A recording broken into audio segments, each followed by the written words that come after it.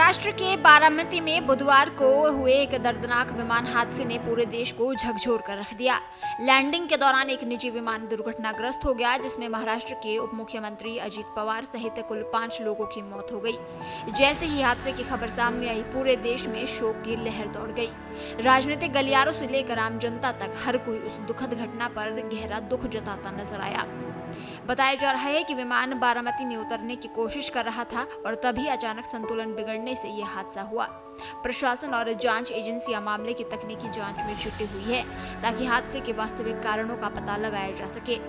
इस हादसे में अजीत पवार के साथ उनके बॉडीगार्ड विदीप जाधव, पायलट सुमित कपूर, को पायलट शांभवी पाठक और फ्लाइट अटेंडेंट पिंकी मालिक का भी निधन हो गया।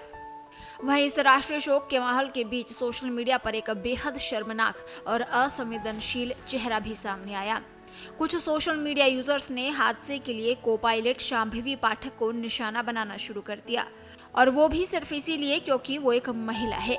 बिना किसी आधिकारिक जांच या तथ्य के उनकी योग्यता और क्षमता पर सवाल उठाए गए, जो न केवल अपमानजनक है बल्कि समाज की गहरी जमी लैंगिक मानसिकता को भी उजागर करते हैं।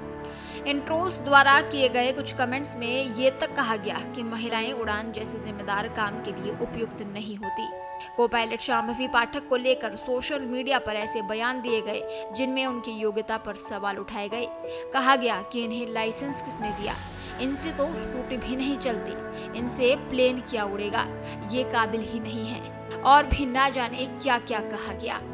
ये ट्रोलिंग न सिर्फ अपमानजनक थी बल्कि समाज की सोच पर भी सवाल खड़े करती है। इन बयानों से साफ जाहिर होता है कि आज भी महिला पेशेवरों को किस तरह की मानसिकता का सामना करना पड़ता है। ऐसे बयान न सिर्फ एक प्रोफेशनल महिला का अपमान है, बल्कि देश की उन हजारों महिला पायलटों और एविएशन प्रोफेशनल्स की मेहनत को भी नजरअंदाज करते हैं, जिन्होंने अंतर्राष्ट्रीय स्तर पर भारत का नाम रोशन किया है। सोशल मीडिया पर ट्रोलिंग के खिलाफ बड़ी संख्या में लोग सामने आए और इन घटिया टिप्पणियों की खुलकर आलोचना भी की। कुछ यूजर्स ने साफ कहा कि हादसे की जांच पूरी होने से पहले किसी एक व्यक्ति या किसी जेंडर को दोषी ठहराना न केवल गैर जिम्मेदाराना है बल्कि अमानवीय भी है। कई लोगों ने यह भी याद दिलाया कि एविएशन जैसे अत्यधिक तकनीकी और जिम्मेदार क्षेत्र में महिला पायलटों ने दशकों से बेहतरीन प्रदर्शन किया है। सोशल मीडिया पर बड़ी संख्या में लोगों ने ट्रोलर्स को करारा जवाब देते हुए कहा कि दुर्घटनाएं जेंडर नहीं देखती। जब तक जांच पूरी ना हो जाए तब तक किसी को दोषी ठहराना ना इंसाफ है और ना ही इंसानियत।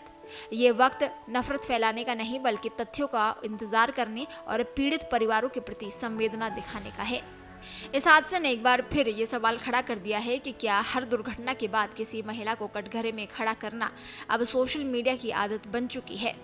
एविएशन एक्सपर्ट्स साफ कहते हैं कि किसी भी विमान हादसे के पीछे कई तकनीकी कारण हो सकते हैं: मौसम, मशीनरी, कंट्रोल सिस्टम या इंस्ट्रक्शन फेलियर।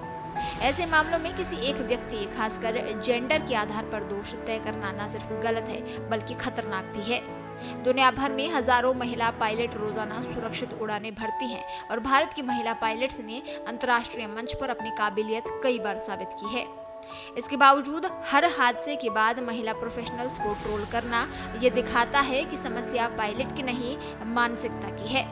ऐसे ट्रोलर्स हमें ये भी सोचने पर मजबूर कर देते हैं कि आखिर इनकी संवेदना कैसे मर गई। किसी की जान चली गई, वो इस दुनिया में है भी नहीं, और हम ऐसे व्यक्ति पर जो अपनी ड्यूटी करते हुए चला गया उसका मजाक बना रहे हैं। हमें एक समाज के तौर पर अपने अंदर झांकने की सख्त जरूरत है।